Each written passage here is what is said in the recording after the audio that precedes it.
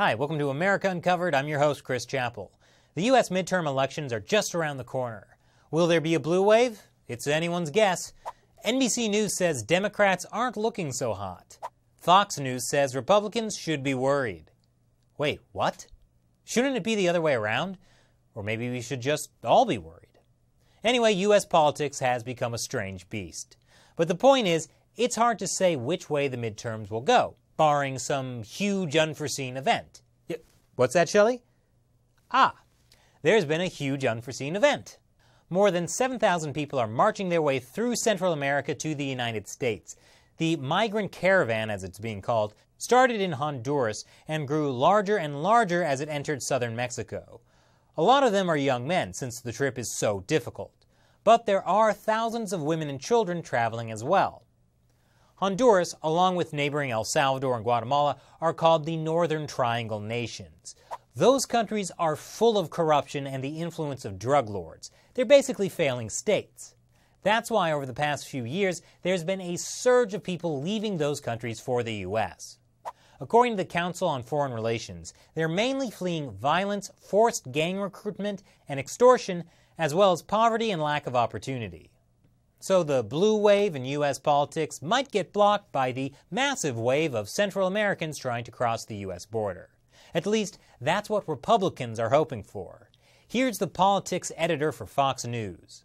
Well, this is a great issue for Republicans. This story is catnip. It is perfect because it plays on all of the fears that they can count on to drive persuadable voters in these suburbs toward Republican candidates. But while the Migrant Caravan may be catnip for the Republicans, they will be woefully unprepared for the Cat Caravan. The Democrats know immigration issues are their weak point. That's according to a memo prepared by the liberal Center for American Progress. It was founded by John Podesta, who was also Hillary Clinton's campaign manager. The memo was being circulated in Democratic congressional offices in recent weeks and said it is very difficult to win on immigration with vulnerable voters in the states Trump carried in 2016. According to this recent Harvard-Harris poll, 70% of Americans want stricter enforcement of our immigration laws. 61% believe the U.S. current border security is inadequate. 84% of Americans opposed sanctuary cities, and 69% opposed abolishing ICE. And President Trump also knows this is his political opponent's weak point. If Democrats win the House or Senate, he could find himself stymied, in much the same way Obama was during his presidency when Republicans won the House after the first midterm. That's why Trump has been laying the blame on Democrats and criticizing them for weak immigration policies and holding back immigration reform. And these immigration policies, according to the administration, have put the U.S. in danger. In a general sense, of course, not specifically related to this caravan of immigrants. Despite all of the sudden panic that makes it seem like the caravan is about to charge into the U.S., they're actually still 1,000 miles from the U.S. border, which puts them about 2 months away. Over the last few days, President Trump had said that Middle Easterners had infiltrated the caravan, throwing in a dash of MS-13 as well. And he challenged reporters to investigate. What you should do, John, go into the middle of the caravan, take your cameras and search. Okay? Search. No. Take your camera, go into the middle and search. You're going to find MS-13, you're going to find Middle Eastern, you're going to find everything. And guess what? We're not allowing them in our country. We want safety. We want safety. While John may not be taking his camera to search, there are journalists who are traveling with and reporting on the caravan. So far, they haven't found anything. But like reporters have said, in a group of 7,000 plus people, it's going to be almost impossible to determine everyone's criminal history. And in general, there are reasons to be concerned about security when it comes to immigrants from this region. Earlier this month, the president of Guatemala, Jimmy Morales, said at a conference in Washington, "We have arrested almost 100 people highly linked to terrorist groups, specifically ISIS." Guatemala then deported them.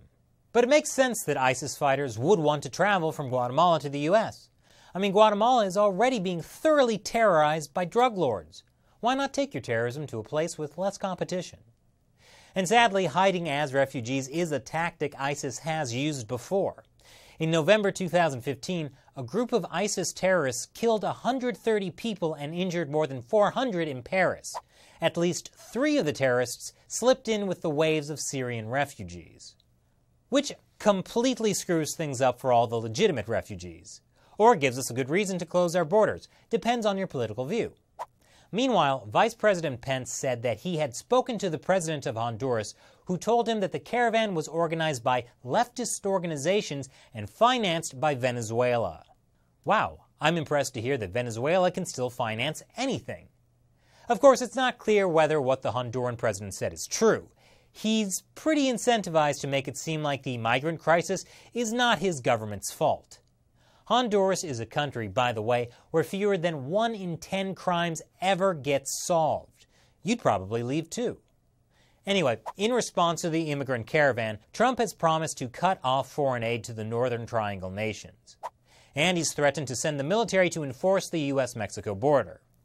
Of course, at the end of the day, most of these immigrants are so scared of returning to their home countries that they will continue taking the long and dangerous trek across Central America to the U.S. border, because at least the U.S. government isn't going to kill them. Interestingly, this isn't the first caravan of immigrants to head to the U.S., even though it's unusually large. Back in April, there was another immigrant caravan of 1,500 people that eventually dwindled to 800 as it crossed through Mexico. Caravans are actually almost a yearly occurrence, mainly because they provide more protection from human traffickers than traveling alone. And this is ultimately the problem. How do we deal with so many people wanting to come to the U.S.? No country on earth has completely open borders. We need good and fair laws, and those laws need to be enforced. At the same time, people in desperate circumstances will do whatever it takes to get out. I get it.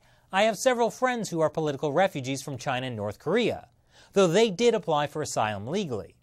But even if the people in this caravan get to the U.S. border and apply for asylum legally, current asylum laws only take into consideration people fleeing their governments, not people fleeing drug lords. Until the U.S. can find a proper balance between enforcing border security and allowing refugees, situations like these will just be treated as political fodder.